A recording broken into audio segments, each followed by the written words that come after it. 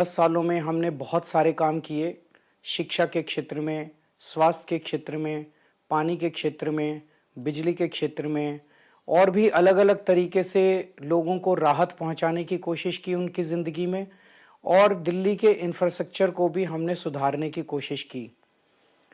अब जो जनता ने हमें निर्णय दिया है, हम ना केवल एक कंस्ट्रक्टिव ऑपोज़िशन का रोल निभाएँगे, बल्कि हम समाज सेवा, जनता के सुख-दुख में काम आना, व्यक्तिगत तौर पे जिसको भी जो ज़रूरत होगी, हम लोगों के सुख-दुख में हमेशा काम आएँगे क्योंकि हम राजनीति में कोई सत्ता के लिए नहीं आए।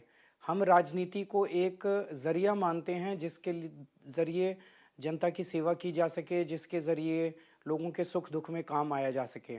वो काम हम करते रहेंगे और हमें आगे भी इसी तरह से जनता के सुख-दुख में काम आना है।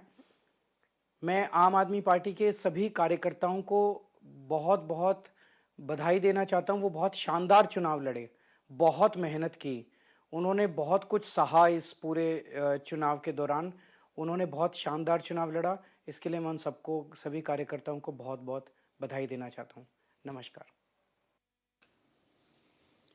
अरविंद केजरीवाल अपनी हार के बाद लोगों को संबोधित कर रहे थे, पार्टी के कार्यकर्ताओं को संबोधित कर रहे थे, लेकिन एक संकेत उन्होंने जरूर दिया है कि सकारात्मक विपक्ष की भूमिका निभाएंगे और समाज सेवा जिसका जिक्र वो अक्सर करते रहे हैं वो करते रहेंगे। वहीं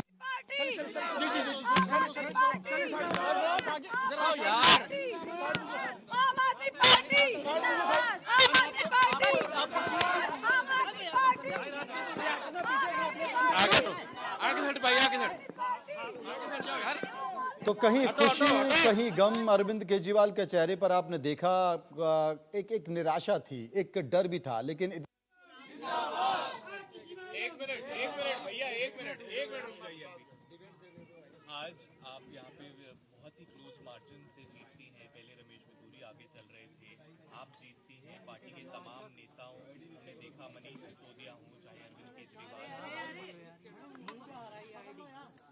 अरविंद केजरीवाल हो, चाहे तमाम सौरभ भारद्वाज हो, जो बड़े चेहरे आम आदमी के थे, जो मस्जिद के थे, तमाम चीजें थी, वो लोग हार जाते हैं। किस तरह से सबको देखते हैं? सबसे पहले तो मैं कालका जी विधानसभा की जनता का धन्यवाद करना चाहती हूँ, जो उन्होंने मुझ पर भरोसा दिखाया। मैं अपनी पूरी टीम का धन्यवाद करना चाहती हूँ, जिन्होंने बाहुबल, गुंडागर्दी, मार पिटाई का सामना भी करते हुए ज़मीनी स्तर पे मेहनत करी और जनता तक पहुँचे। बाकी दिल्ली की जनता का जनादेश है, हमें जनादेश स्वीकार है। ये मैं अपनी सीट जीती हूँ, लेकिन ये जीत का समय नहीं है, ये जंग का समय ही है। जंग जारी रहेगी भारतीय जनता पार्टी के खिलाफ, उनकी तानाशाही और उनकी गुंडागर्दी के खिलाफ। आम आदमी पार्टी हमेशा गलत के खिलाफ लड़ती आई है और हमेशा गलत के खिलाफ लड़ती रहेगी। ये ज़रूर एक सेटबैक है, लेकिन आम आदमी पार्टी का संघर्ष दिल्ली के लोगों के लिए, देश के लोगों के लिए कभी खत्म नहीं होगा। Ma'am please again, please. संकेत दिए गए हैं। उन्होंने कहा कि ये जीत का जश्न का समय नहीं है। जश्न वो भूल गई क्योंकि उन्होंने देखा कि उनके जितने भी रणनीतिकार थे, सरकार चलाने वाले लोग थे, वो सब चुनाव हार गए हैं। अरविंद केजरीवाल का चेहरा हमने देखा, उस चेहरे पर तल्खी भी थी और निराशा भी थी। वहीं पर एक खुशी थी कि कम से कम इज्जत बच गई है। संजीव उनियाल साहब मेरे साथ मौजूद है। संजीव साहब, मैं चर्चा कर रहा था कि कुछ दिन पहले देश के प्रधानमंत्री नरेंद्र मोदी राष्ट्रपति के अभिभाषण पर संसद में चर्चा कर रहे थे। इस बीच रवि किशन भी आ गए, एक बार सुन लेते हैं। युतुल जनता, समस्त पूर्वांचलिया समाज के हम हर हर महादेव धन्यवाद। माई बाबा काका बच्चा हो, हमार बात सुन ल, मन ल। काहे मोदी जी का जरूरत रहे, काहे भाजपा चाहिए, आप लोग सुने मेरी बात। और काहे हम बताए कि लोगन के जिंदगी झंड बा, शीश महल वाला लोगन के, ये लोगन के घमंड तोड़े का समय आ गई बा।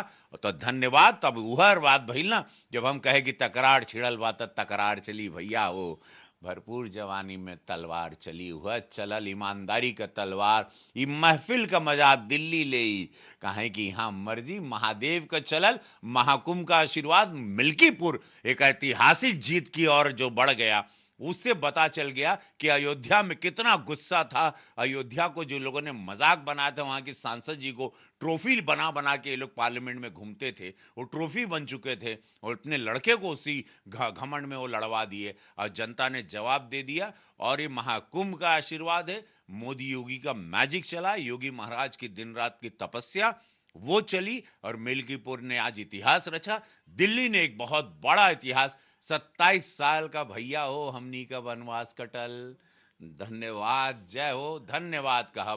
मेरी पूरी थकान चुनाव की, जो 56 विधानसभाओं में 200 किलोमीटर, 250 300 किलोमीटर बाय रोड चलते थे, झुग्गी झोपड़ियों में, नली गली में, ऐसी ऐसी जगह जहां आदमी कैसे जीता हम समझ, हमारी आज थकान कम हुई। मैं दिल्ली वालों, दिल से मैं आप लोगों को धन्यवाद देता हूं और निशब्द कर दिया आपने।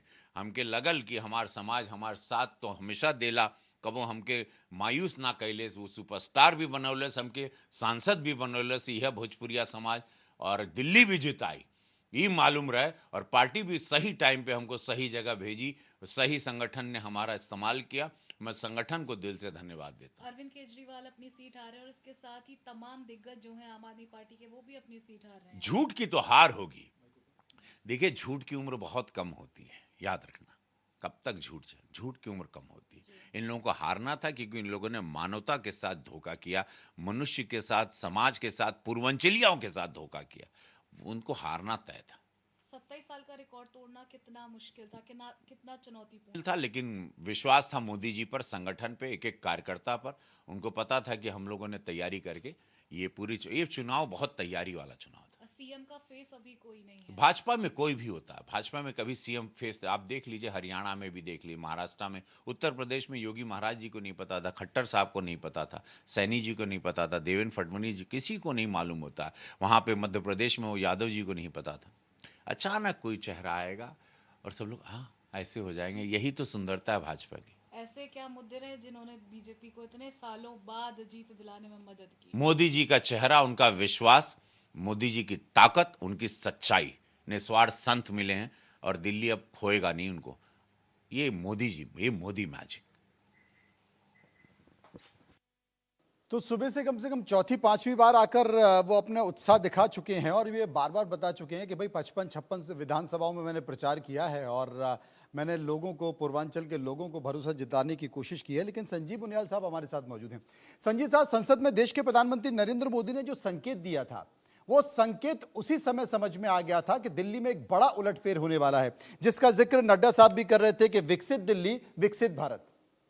मुझे ऐसा लगता है कि जब संगठनात्मक और कैडर बेस्ड पार्टी जब किसी बहुत बलवान या बहुत एस्टैब्लिश पार्टी के साथ संघर्ष करती है, कॉन्टेस्ट करती है, तो बहुत प्लानिंग के साथ करती है, स्ट्रेटेजी के साथ करती है और नीचे के रूट लेवल तक के कार्यकर्ता को इन्वॉल्व करके करती है। उसका प्रकटीकरण आप देखिए, चाहे कैबिनेट स्तर के मंत्री हो, चाहे वो रक्षा मंत्री हो, चाहे वो सड़क के ट्रांसपोर्ट मिनिस्टर हो, चाहे वो आप देखिए होम मिनिस्टर हो, और चाहे नीचे के लेवल के जो है कॉर्पोरेटर्स, और उसके नीचे की तरफ अगर हम चले जाएं तो बूथ संभालने वाले कार्यकर्ताओं, जब आपस में इन सबका कोऑर्डिनेशन होता है तो किस तरह का चित्र निकल कर आता है, किस तरह की जो स्थितियों को हम देख सकते हैं, वो आज हमने 1 घंटे पहले नजर आया हम सबको।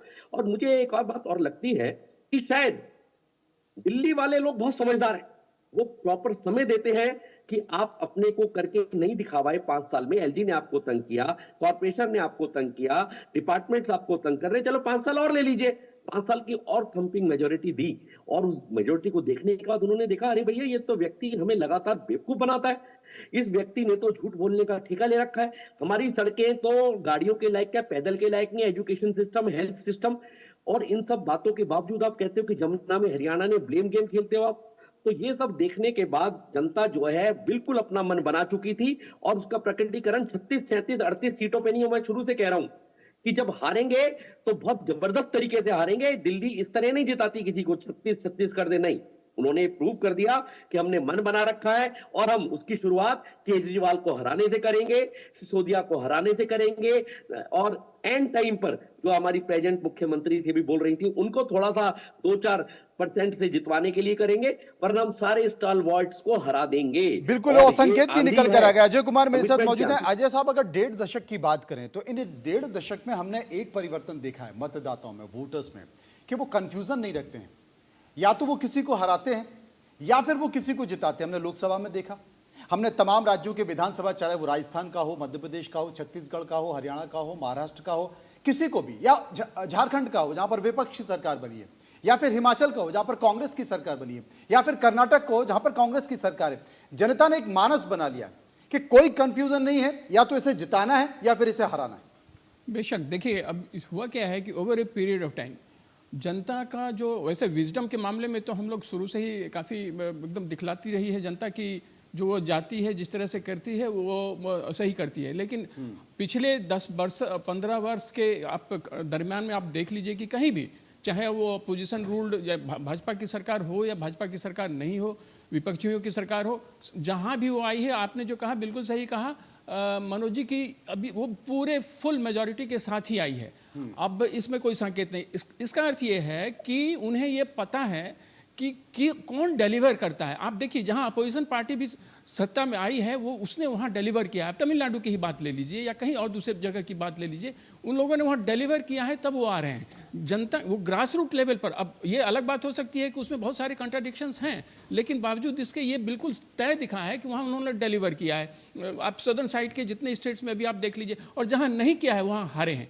तो ये भी तय है, बिल्कुल ये बात सही है। इसका अर्थ ये है कि जनता ये चाहती है कि आप डिलीवर करें, और डिलीवर करें। यहाँ पर दिल्ली सरकार पर अगर हम आते हैं तो बिल्कुल साफ देखते हैं कि पहला टर्म तो चलिए ठीक ठाक था, दूसरे टर्म में भी सबसे बड़ी बात ये हो रही थी कि केजरीवाल जी का जो स्टेचर था वो बहुत ऊंचा था। नॉर्मली पॉलिटिक्स में इतने क्वालिफाइड लोग कम आते रहे हैं, और वैसे आने के बाद वो भले ही वो बहुत क्वालिफाइड ना दिखते रहे हों, लेकिन वो उन्होंने अपनी स्थिति बनाई है। लेकिन केजरीवाल जी के साथ बात उलट था, वो शुरू से ही वो एक बहुत हाई पेडेस्टल पर आए। उनका एकेडमिक देख लीजिए, वो IITN थे, इसके बाद वो उन्होंने यूपीएससी किया, उसमें वो सर्विंग थे, ऐसा नहीं था कि वो रिटायरमेंट के बाद आए थे।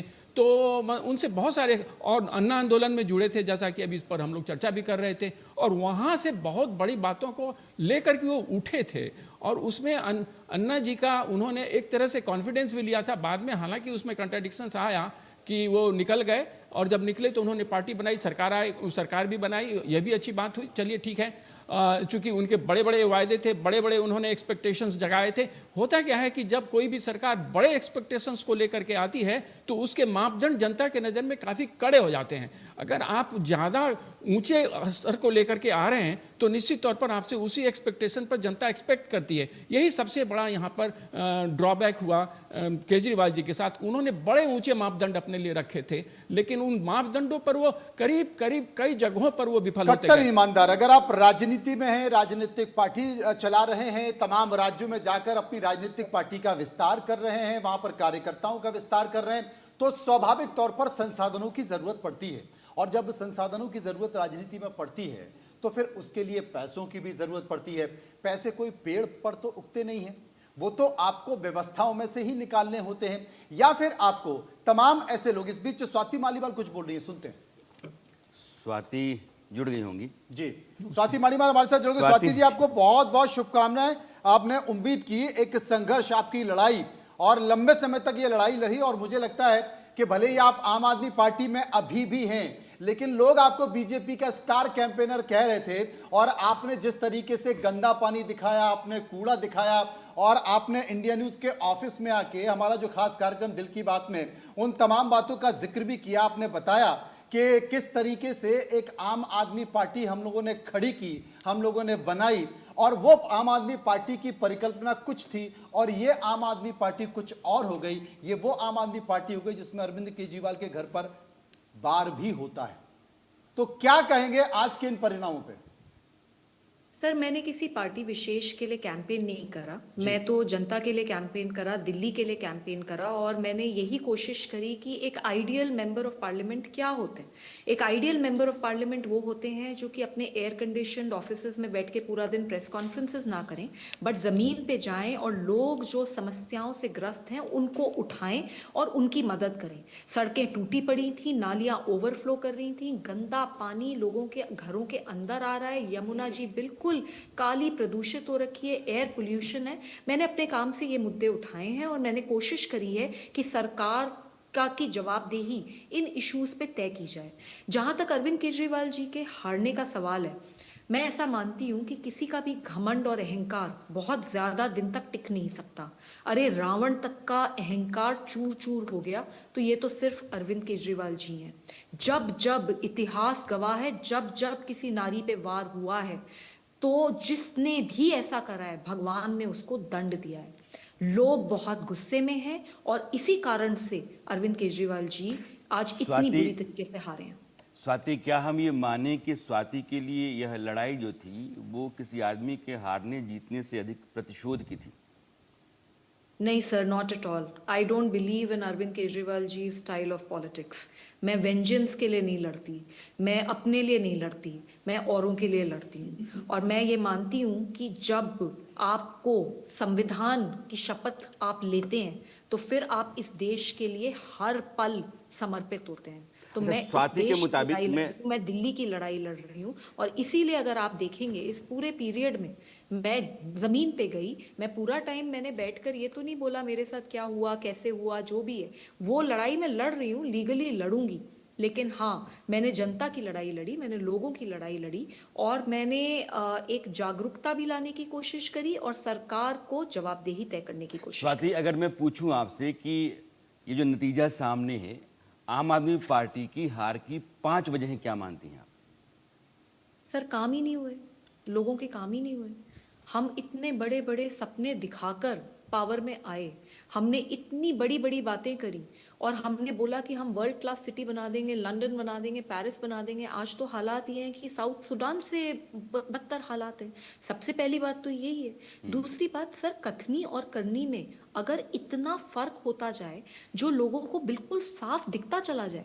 कोविड के दौरान जब पूरी दिल्ली जल रही थी, लाशें जल रही थी, हालत इतनी खराब थी, लोगों के घरों में मौतें हो रही थी, तब अरविंद केजरीवाल जी 100 करोड़ का घर बनाते हैं अपने लिए सरकारी पैसे से।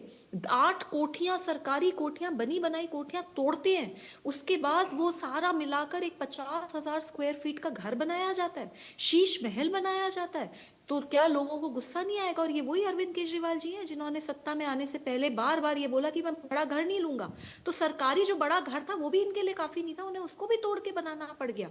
तीसरा, हम बोलते हैं, हम महिला सुरक्षा की बात करते हैं, हम कहते हैं कि महिलाओं की सुरक्षा होनी चाहिए, पर आप ही के घर में आप ही की सांसद को बुरी तरीके से पीटा गया, घसीट घसीट के मारा गया, जूतों से मारा गया, थप्पड़ों से मारा गया, आप बचाने नहीं आए। और जिस मामूली गुंडे ने उसको इतनी बुरी तरीके से मारा, आपने उसको ना सिर्फ बचाया, आपने उसे बार बार प्रमोट करा। उस आदमी को आज Z+ सिक्योरिटी मिली हुई है पंजाब सरकार से, आज वो चीफ एडवाइजर है पंजाब चीफ मिनिस्टर का।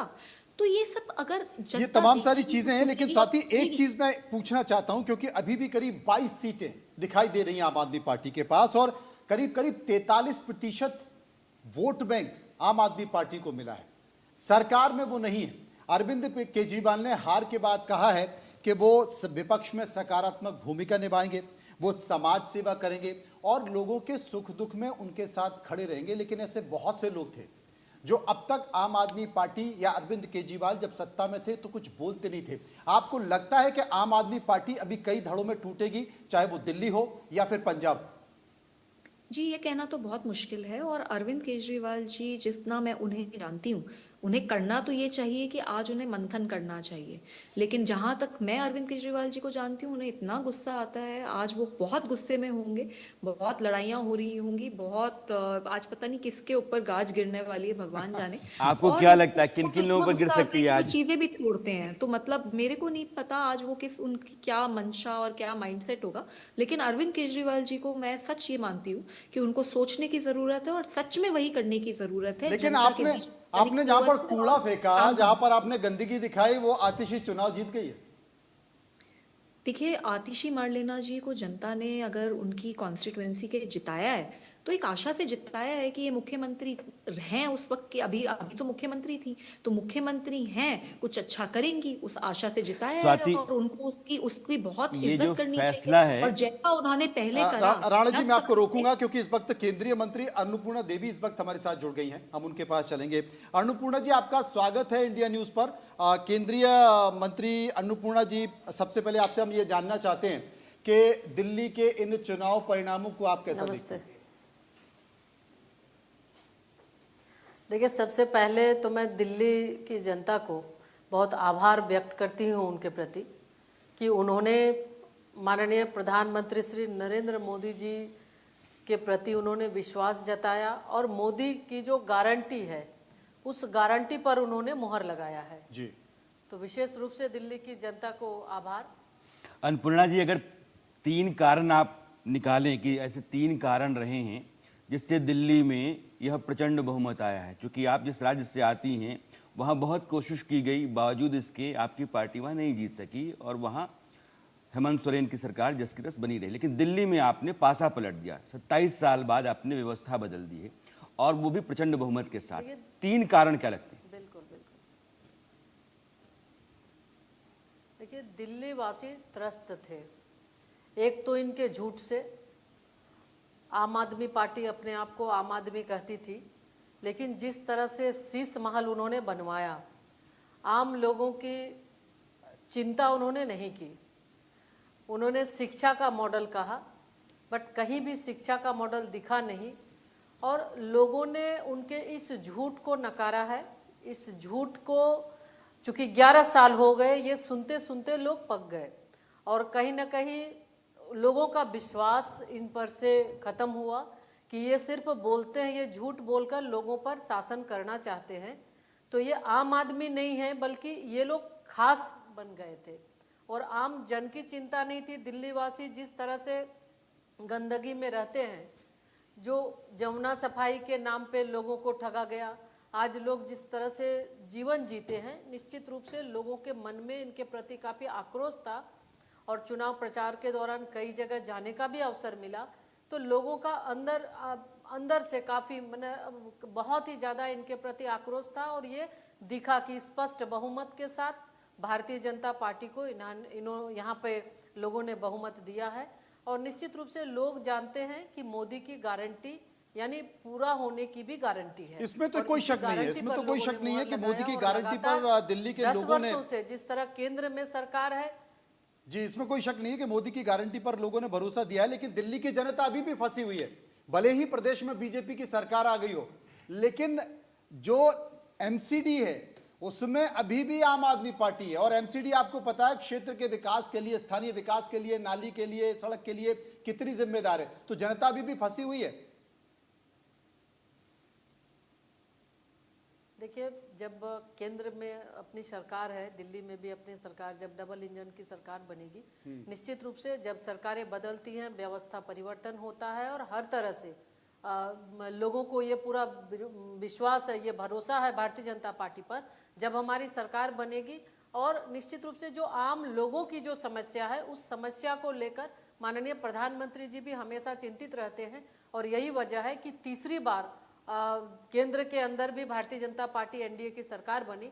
तो एक एक चीज़ों को वो बारीकी से देखते हैं और निश्चित रूप से लोगों के लिए कार्यक्रम बनाकर उस योजना को नीचे स्तर तक पहुंचाना, ये उनका लक्ष्य होता है। और यही वजह है कि आज केंद्रीय मंत्री भी सुदूरवर्ती ग्रामों में जाकर, गाँवों में जाकर योजना को देखते हैं, उसकी मॉनिटरिंग भी करते हैं और उस योजना से लोगों का क्या फायदा है ये चीज भी देखते हैं। तो आने वाले समय में जो दिल्ली की पार्टी की जो चुनावी रणनीति होती है, जो आपदा की सरकार थी, आपदा की सरकार गई और जो उन्होंने अव्यवस्था फैलाई है, आने वाले समय में निश्चित रूप से जब भारतीय जनता पार्टी की डबल इंजन की सरकार होगी, सारी अव्यवस्थाएं दूर होंगी और दिल्ली की जनता जिस विश्वास के साथ मत दिया है, निश्चित तौर पे वो उनको जो भरोसा उन्होंने किया है, वो भरोसा पर भारतीय जनता पार्टी खरा उतरेगी। एक सवाल आपसे है, आपकी पार्टी की जो चुनावी रणनीति होती है उसको आपके जो विपक्षी हैं, जो विरोधी हैं, वो भी सराहते हैं और चाहते हैं कि उन्हीं की तरह, यानी आपकी तरह ही उनके पास भी उस तरह का बंदोबस्त, उसका संगठन हो जाए। पूरी ताकत से आप लोग लड़ते हैं और कुछ भी नहीं छोड़ते हैं, एड़ी चोटी का जोर लगाते हैं। लेकिन कहा यह जाता है कि नरेंद्र मोदी को लेकर के ही आप चलते हैं। नरेंद्र मोदी फैक्टर हटा देते हैं तो बीजेपी के लिए फिर लड़ाई जो है मुश्किल हो जाती है। दिल्ली के चुनाव में नरेंद्र मोदी को आपने खड़ा किया अरविंद केजरीवाल के मुकाबले में। मोदी जी ने अपनी सभी 5 रैलियों में बार बार, मुझे लगता है 33 बार तो उन्होंने मोदी की गारंटी कहा होगा। 77-78 बार उन्होंने मोदी कहा कि मोदी कह रहे हैं, मोदी की गारंटी। तो जीत जाने का एक बड़ा कारण आपके पास नरेंद्र मोदी हैं और आप मतलब सिर्फ एक जगह बैंक कर रही हैं। ये भी आपके लिए मतलब एक बड़ा चैलेंज है।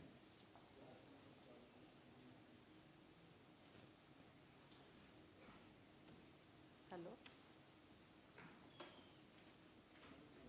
आवाज आई? हेलो, अन्नपूर्णा जी, मेरी आवाज आई? उनको आवाज नहीं आ रही। बहुत बहुत शुक्रिया उनका, करेंगे आगे बढ़ते हैं।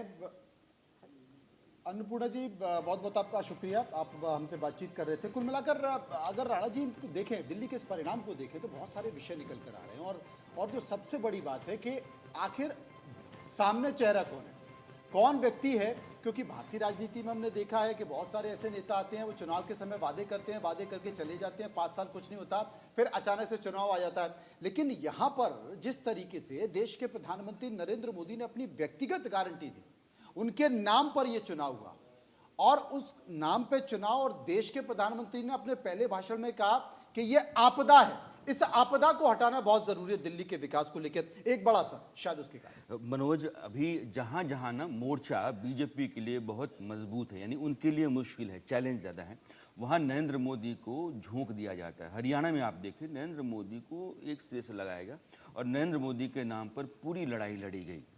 और वो सरकार, जिस सरकार के जाने के पूरे आसार थे, वो बनी रही और पिछले 2 बार के मुकाबले ज़्यादा सीटों के साथ बनी रही। दिल्ली में अरविंद केजरीवाल को उखाड़ना इतना आसान नहीं है। अरविंद केजरीवाल ने कई दफ़ा कहा कि 2050 तक भी आप मुझे उखाड़ना चाहेंगे, हराना चाहेंगे, नहीं हरा सकते हैं। और ऐसा नहीं है कि अरविंद केजरीवाल जब ये कह रहे थे तो कोई बेवजह कह रहे थे या बेबुनियाद बात कह रहे थे। उन्होंने दिल्ली के भीतर अपनी ज़मीन बहुत मजबूत की, पकड़ लोगों के बीच में की। उन्होंने अपनी सारी पॉलिसी ऐसी बनाई कि वोट बैंक को वो अपने पास रखें। वोट बैंक ही है कि आज देखिए 53% उनका पिछला वोट था, 53.5% के आसपास, आज 10% कम है। बीजेपी के पास 8% के आसपास का इजाफा है। 10% वोट तोड़ा है बीजेपी ने अपनी पूरी ताकत लगा के 10 साल के शासन के बाद। तो जाहिर है कि अरविंद केजरीवाल हारे हैं और हारने का कारण जो स्वाति कह रही हैं वो बहुत सारे हैं। सरकार ने काम नहीं किया है, उसकी जो क्रेडिबिलिटी थी वो ख़त्म हो गई। आप कट्टर ईमानदार की इमेज के साथ चल रहे थे, ध्वस्त हो गई। आप आम आदमी की तरह जीवन जीना चाहते हैं या जीवन जीते हैं, वो शीश महल ने ख़त्म कर दिया। तो जितनी चीज़ें आपने, जो बेसिक प्लान था आपका, जो बेसिक प्रेमाइस था, उसको बीजेपी ने बम्बार्ड करके ध्वस्त कर दिया। कुछ था ही नहीं आपके पास। अब सिर्फ ये है कि जैसे आप हैं वैसे हम हैं, अब आपकी लड़ाई लड़ लो। उसमें बीजेपी का मुकाबला कर ही नहीं सकते हैं। संगठन है, लोग हैं, पीएम का फेस है, उनके पास क्रेडिबिलिटी है, बहुत सारी चीज़ें डिलीवर करते हैं, बहुत सारे राज्यों में वो लगातार आते जा रहे हैं। तो वहाँ फिर अरविंद केजरीवाल के लिए टिक पाना बहुत मुश्किल था। अगर उन्होंने अपना बेसिक प्रेमाइस इंटैक्ट रखा होता तो फिर बहुत मुश्किल था अरविंद केजरीवाल को यहाँ से हटाना। विशेष जी, आप क्या कहेंगे? सर बिल्कुल ठीक कहा राणा यशवंत जी ने, मैं सहमत हूँ उनकी बात से। और बहुत ही जानदार तरीके से आंदोलन से जब पार्टी आई थी अरविंद केजरीवाल की, तो बड़ी स्ट्रेटेजी के साथ में एक योजना बनाई गई। आप देख रहे हैं जो फ्री वाली चीज़ थी, ये छोटी बात लगती है, लेकिन जिसको फ्री में पानी मिलता है, जिसको फ्री में बिजली मिलती है या बस यात्रा मिलती है, उसको अपनापन हो जाता है उस पार्टी से। उन्हें पता राजनीतिक पार्टी सब एक जैसी होती है, क्यों ना मैं ये लाभ लूँ। तो वो लाभ लेके इतने जुड़ चुके थे और आज भी वोटर काफ़ी हद तक उनके पास है। अगर भारतीय जनता पार्टी वो ना कहती कि हम वही योजना जारी रखेंगे तो बड़ा मुश्किल था भारतीय जनता पार्टी के लिए। वास्तविक भारतीय जनता पार्टी ने कई संघर्ष किए, 5 साल और बड़ी लड़ाई लड़ी, टीम ने अच्छे काम किए, चाहे वो वीरेंद्र सचदेवा जी के द्वारा अच्छे काम करना हो, पूरे टीम के द्वारा अच्छे काम करना हो, पूरे विंग के द्वारा अच्छे काम करना हो, ईमानदारी से संघर्ष से जुड़े रहना हो। लेकिन ये भी जरूरी है कि भारतीय जनता पार्टी संघर्ष के साथ साथ में भविष्य को दे पाई कि हम ऐसा करेंगे। देश के प्रधानमंत्री मोदी जी ने जो किया है, देश का नाम दुनिया में रोशन किया है, वो भी एक चेहरा था यहाँ। अच्छा जी, देश की राजधानी दिल्ली में अगर देखा जाए तो ज्यादातर दूसरे राज्यों से आए हुए एक बड़ी आबादी है, जिसमें पूर्वांचल के लोग भी हैं, दक्षिण के भी लोग हैं, दूसरे राज्यों के लोग हैं, हिंदी पट्टी के तमाम लोग यहाँ पर मौजूद हैं। वो अपने अपने रोजगार के लिए, नौकरी पेशा के लिए यहाँ पर आए हैं। अब देश की राजधानी दिल्ली में आने का ख्वाब होता है, बहुत सारे लोग घूमने भी आते हैं। अब यहाँ आकर आपको हवा दम घोंटू मिले, यहाँ आकर आपको पानी गंदा मिले, तो जो मूलभूत सुविधाएं हैं अगर वही आपको नहीं मिल पाए, आप जिस सड़क पर चल रहे हैं वहां पर गड्ढे हों, तो आप क्या कहेंगे? शायद यही कारण है कि जो दिल्ली के प्रभारी पांडा हैं उन्होंने कहा है कि पहले कैबिनेट की बैठक में यमुना को लेकर फैसला होगा। जय, आपने बड़ा ही इंपॉर्टेंट बात कहा। इसमें एक बात और भी है कि आपने जो कहा वो बड़ा इंपॉर्टेंट ये इस संदर्भ में है कि वो देश की राजधानी में आ रहे हैं, इसलिए अच्छा वो अपने राज्यों की राजधानी में भी नहीं, सीधे देश की राजधानी में आ रहे हैं। नेचुरली उनके एक्सपेक्टेशंस बहुत बड़े होते हैं। जब अपने गांव से निकलते हैं और बिहार के लोग पटना ना आकर के वो दिल्ली आते हैं तो उनकी ख्वाहिशें बड़ी होती हैं, उनके अरमान बड़े होते हैं, उनके एक्सपेक्टेशंस बड़े होते हैं। तो निश्चित तौर पर यहाँ उन चीज़ों को वो खोजना चाहेंगे और खोजते रहे होंगे, ये बात तो तय है। और उसमें अगर उन्हें ये सब चीज़ें नहीं मिलती हैं तो उससे उन्हें निराशा निश्चित तौर पर होती है। लेकिन इसके बावजूद भी केजरीवाल जी दो बार जीते हैं और इस बार भी वो उनका वोट प्रतिशत वोट परसेंटेज जो है वो 9-10% घटा है। हालांकि 9-10% कोई मामूली नहीं होता, 1-2% में काफ़ी कुछ फर्क पड़ जाता है, लेकिन बावजूद इसके उनके सीट्स भी ठीक ठाक हैं और मेन अपोजिशन पार्टी के तौर पर वही होंगे और सड़कों पर कांग्रेस नहीं वही दिखेंगे, ये बात भी तय मानिए। क्योंकि अब जो भाजपा की सरकार बनेगी तो उसको कांग्रेस से अभी भी मुकाबला नहीं होगा। ये आप तब भी कह रहे हैं जब भ्रष्टाचार के तमाम सारे कारण पर चल रहे हैं और ये डर बना हुआ है। बीजेपी के तमाम नेताओं के बयान भी आ रहे हैं कि अरविंद केजरीवाल बहुत जल्द फिर से तिहाड़ जेल में होंगे, मनीष सिसोदिया तिहाड़ जेल में होंगे, तमाम नेताओं के ऊपर मामले चल रहे हैं, तब भी आप कह रहे हैं। और एक बड़ा खतरा आम आदमी पार्टी के ऊपर पंजाब का भी मंडरा रहा है, क्योंकि वहां पर जिस तरीके से सरकार चल रही है, वैभव जिसका जिक्र स्वाति मालीवाल कर रही थी, वो जिस तरीके से वहां रूल कर रहे हैं, पूरी सरकार उनको रिपोर्ट कर रही है, भगवत मान भी खुश नहीं है। वहां भी कुछ बड़ा एक आपको राजनीतिक घटनाक्रम देखने को मिल सकता है। नहीं, बिल्कुल।